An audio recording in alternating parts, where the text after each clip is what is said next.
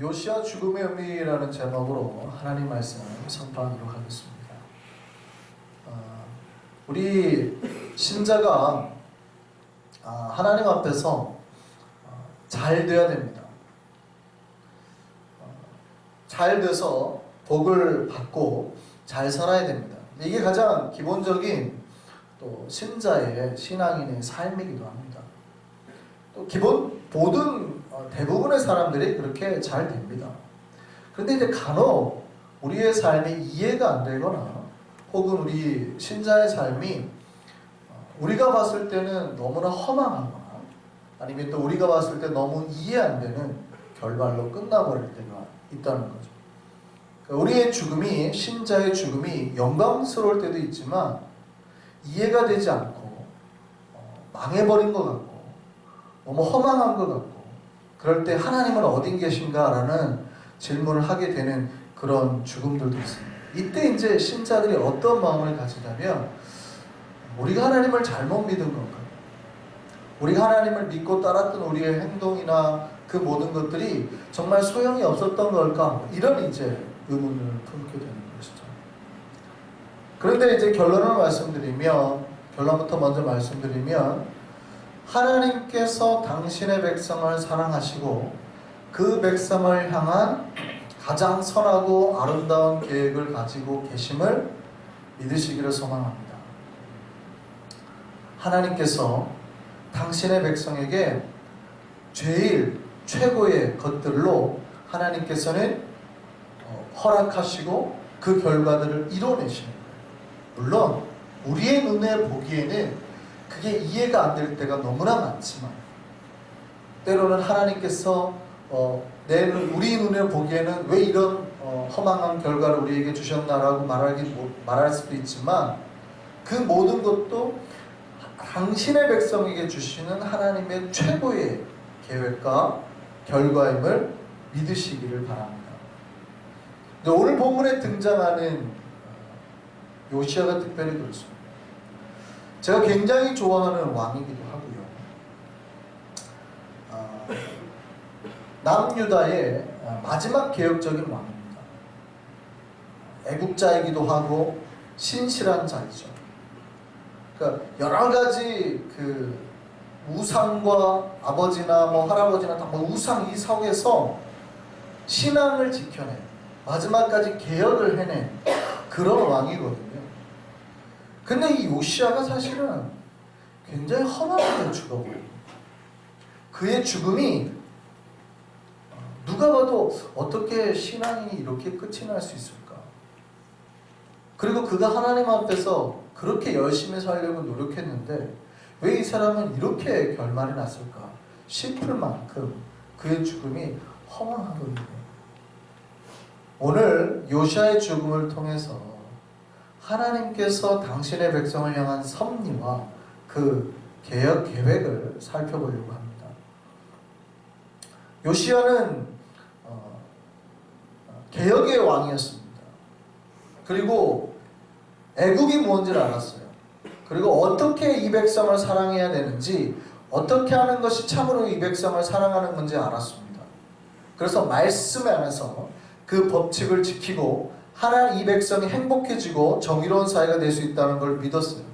그래서 말씀에 의해서 개혁을 했고 이스라엘이라는 나라는 회복되기 시작했고 하나님의 은혜로 복잡한 그 당시의 정세 속에서도 그 나라가 굳건히 서갔습니다. 여러분 잘 아시지만 요시야는 그 성전을 갖다가 재건하고 재건이 아니라 정리하고 그러다가 성전에서 율법책을 찾아낸 그 왕이죠. 그리고 그 율법책으로 이스라엘 나라를 말씀으로 이렇게 다스려가려고 했던 왕이었습니다. 그런데 오늘 본문에서도 나오지만 그가 성전을 정돈하기를 마친 다음에 요시야는 사실은 허망하게 죽었더라고요. 국제정세에서 나타나는 건데 당시에 이스라엘의 주변 정세가 굉장히 급변하고 있었습니다. 북이스라엘은 아수르라는 거대 제국에 망했죠. 남유다만 남아있는 상태고. 그런데 이 아수르가 신흥 바벨론 제국, 남유다는 결국 이제 바벨론에 망하게 되는 거예요. 이 바벨론 제국이 메대와 바사의 연합군이 일어나고 있는 거예요. 그래서 아수르의 수도인 니느웨가 함락이 된 상태입니다. 그리고 아수르가 최종 어디까지 밀리냐면 하란 땅까지 사실은 밀리게 됩니다. 하란이 어디냐면 시리아 땅이죠. 창세기 12장 보면 하나님께서 아브라함에게 부르죠. 너는 너의 고향 친척 아비집을 떠나 내가 내게 보여줄 땅으로 가라. 내가 너로 큰 민족을 이루고 내게 복을 주어 내 이름을 창대하게 하리니 너는 복이 될지라. 이 말씀을 아브라함에게 하신 그 땅이 하란 땅입니다. 우르가 아니고. 사실 우리가 갈대우르로 착각하고 있지만 갈대우르가 아니라 사실은 하란 땅이죠. 그러니까 우르에서 하란까지는 아브라함의 아버지 데라와 같이 갔던 거예요. 근데 하란에서 이제 하나님이 아브라함을 부르시고 그 땅입니다. 그러니까 아수르가 바다와 메세에 밀려가지고 나라가 바로 거의 대륙을 다 잃어버리고 끝에까지 밀려있는 상태예요. 이때 신흥 바벨론 제국이 들어서는 것을 탐탁지 않게 생각했던 나라가 바로 애굽입니다. 이집트죠. 애굽의 느고 왕. 이 아수르를 도와주기 위해서 하란으로 갔습니다. 목적지는 하란 바로 옆에 있던 도시 갈그미스였습니다. 그러니까 지금 전 세계가 막 거대 제국이 망하고 신흥 세력이 일어나고 그 한복판에 지금 요시야 왕이 있는 거예요. 근데 20절을 보면 이제 좀 헷갈리는 말은 있습니다. 애굽왕 느고가 갈그미스를 치러 올라왔다고 되어 있는데 열왕기하 23장 29절을 보면 이제 고개를 좀 갸웃하게 만드는 내용이 나옵니다. 말씀 보시면 요시야 당시에 애굽왕 바로 느고가 아수르 왕을 치고자 하여 유브라데 강으로 올라가므로 요시야 왕이 맞서 나갔더니 애굽 왕이 요시야를 무깃도에서 만났을 때 죽인지라 이렇게 되어 있습니다.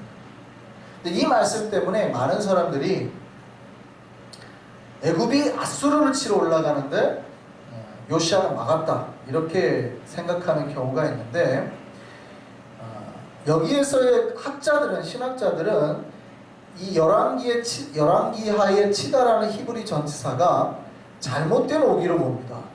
그래서 역사를 보면 대형박물관에 있는 나보플라샤르 역대기에 보면 이집트의 바로 느고가 아수르를 치려고 했던 게 아니라 아수르를 도우려고 했던 거라고 기록하고 있습니다. 그러니까 두 차례나 도우려고 시도했다라고 봅니다. 그러니까 히브리어 아래 알과 엘이 비슷한 단어인데 이 단어가 옥이 됐을 거라고 보는 거죠. 역사적인 그 사실로는 그래요. 그러니까 애굽이 아수르를 도움으로 인해서 신흥 세력인 바벨론을 저지하려고 했다는 겁니다. 근데 이때 하필이면 이 전쟁 가운데 요시야하고 이스라엘이 껴있는 거예요. 이 강대국 사이에서 도대체 요시야가 무슨 선택을 하는 거예요? 말도 안 되는 선택을 하는 거죠. 애굽과 애굽 왕에 대항해서 싸우는 전쟁을 벌이는 선택을 하는 거예요. 그리고 그 결과 요시야가 이 전쟁에서 그만 목숨을 잃고 맙니다. 굉장히 기묘한 사건이에요. 기묘한 사건. 애굽 왕을 가로막았던 요시야를 향해서 애굽 왕이 했던 말이 참 기묘합니다. 오늘 보면 21절인데요. 이렇게 말합니다. 느고가 요시야에게 사실을 보내어 이르되 유다 왕이여 내가 그대와 무슨 관계가 있느냐 내가 오늘 그대를 치려는 것이 아니오 나와 더불어 싸우는 족속을 치려는 것이라 하나님이 나에게 명령하사 속히 하라셨음즉 하나님이 나와 함께 계시니 그대는 하나님을 거스르지 말라 그대를 멸하실까 하노라 하나.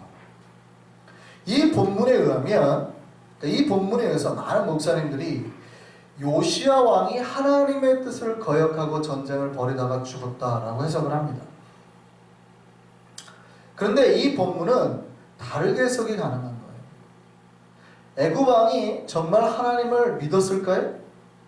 그래서 하나님의 계시로 전쟁에 나간 걸까요? 그건 아니죠. 단지 자기들이 지나가는 지역 신의 이름을 빌려가지고 자신을 대항하고 나선 이스라엘 백성과 싸움을 벌이는 거예요. 그러니까 아직도 그 시작도 안 한 전쟁에 괜히 힘을 소모하려고 하지 않고 외교전을 벌이는 거죠. 그리고 마지막에 그 요시야 왕을 협박하는 말도 합니다. 그대를 멸할까 하느라, 이런 말이죠. 물론 22절에서 하나님의 입에서 나온 누구의 말을 듣지 않았다라고 말하는 것으로 많이 요시야가 잘못했다라고 하는데 정말 그런가 보자는 거죠. 어쨌든요, 요시야는 작은 나라임에도 불구하고 강대국 애굽을 상대로 무모한 전쟁을 벌였습니다. 왜 그랬냐는 거예요. 왜? 요시야가 전쟁을 일으킨 이 무깃도는 왕궁이 있는 예루살렘을 한참 지나서 북쪽에 있는 지역입니다. 이게 무슨 얘기냐면 애굽 왕이 전쟁을 일으킨다고 밑에서 또 올라와 가지고 예루살렘을 지나서 한참 이미 북쪽으로 올라갔다는 얘기예요. 그런데 자기의 그 수도를 지나서 올라가고 있는 애굽 왕을 쫓아가서 전쟁을 했다는 얘기입니다. 그리고 요시야는 이 전쟁에 많은 고민을 했다는 거예요. 이 전쟁을 일으키지 않으면 않으면 안 되는 여러 가지 마음, 그 갈등을 푼다가 늦게 뒤쫓아가서 전쟁을 일으켰다는 거예요. 그리고 본문에 보면 요시야는 애굽 왕이 그렇게 협박을 했는데 불구하고 변장했다고 되어 있거든요.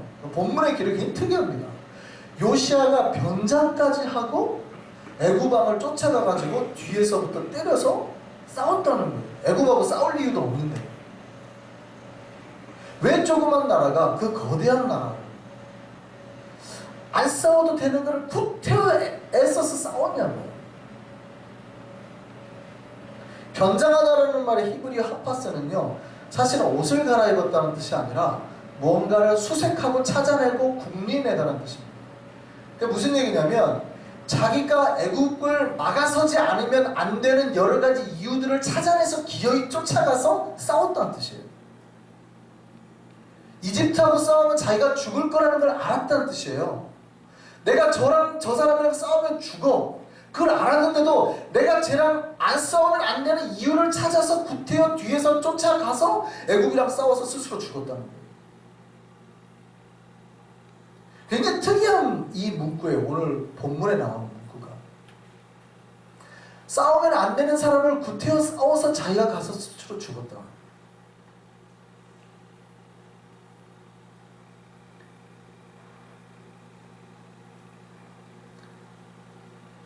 왜 그랬냐면 요시야는 반아수르 정책을 폈거든요. 북이스라엘이 아수르에게 멸망당했잖아요. 요시야는 이 기회가 바로 아수르를 멸망시킬 기회라는 걸 알았습니다. 그래서 아수르를 도와주러 가는 애굽의 진로를 무리해서라도 막으려고 하는 거예요.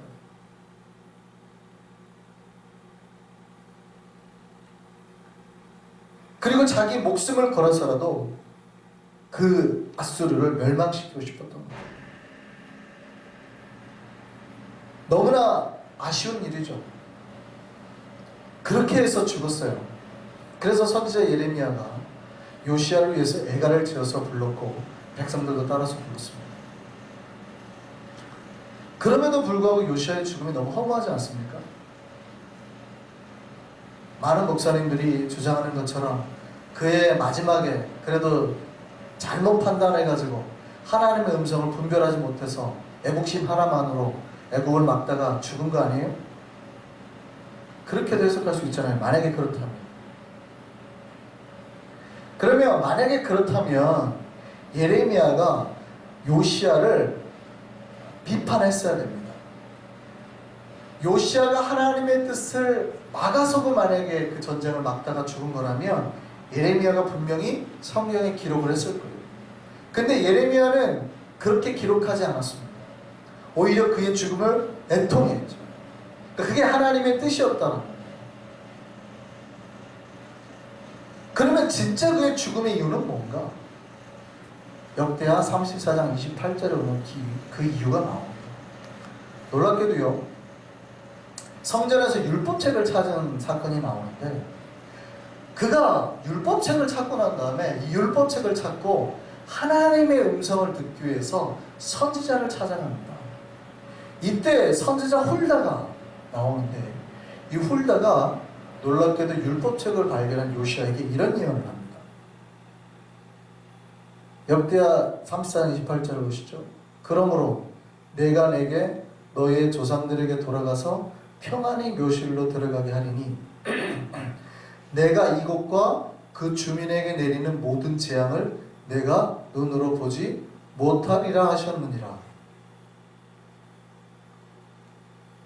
이게 무슨 말씀인지 아시겠습니까?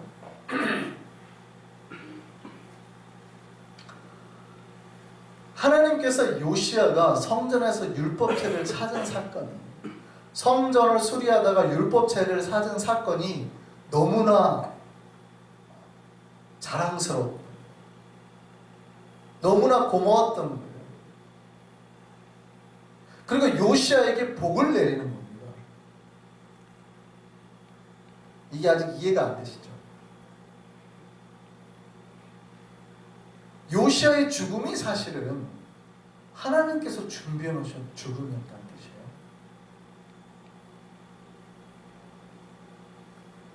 곧 남유다는 그 위대한 요시야 왕이 났는데도 불구하고 그의 아들이죠. 셋 다 잡혀가고 죽고 합니다.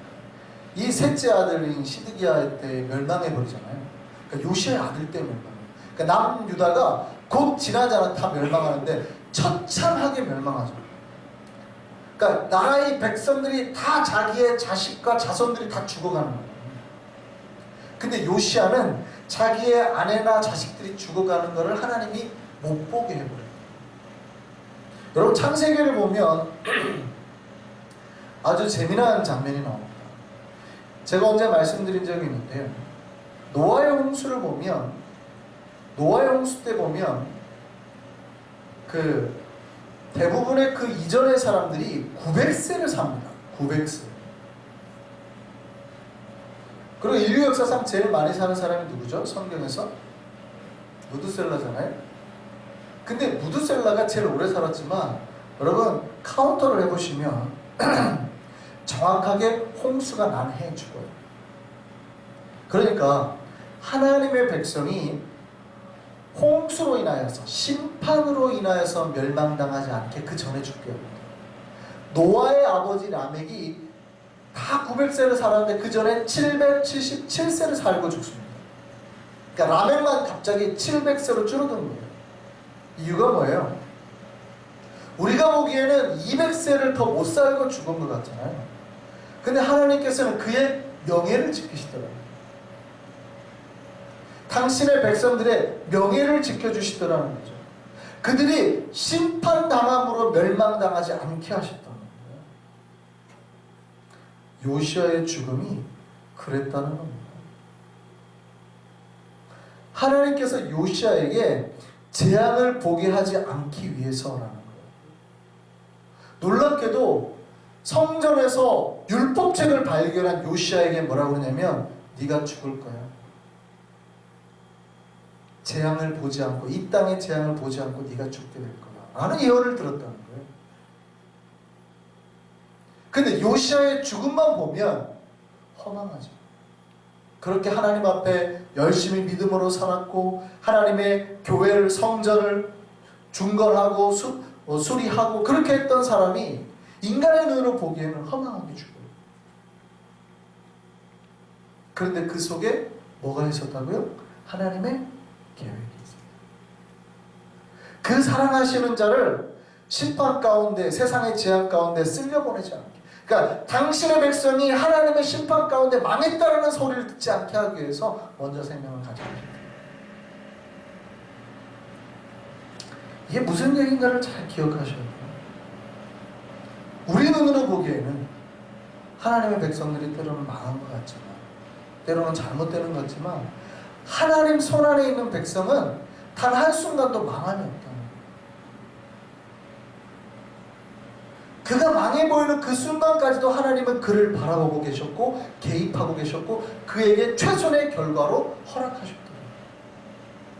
우리의 인생에 하나님께서 그런 놀라운 개입, 계획과 섭리 이루실 줄 믿습니다.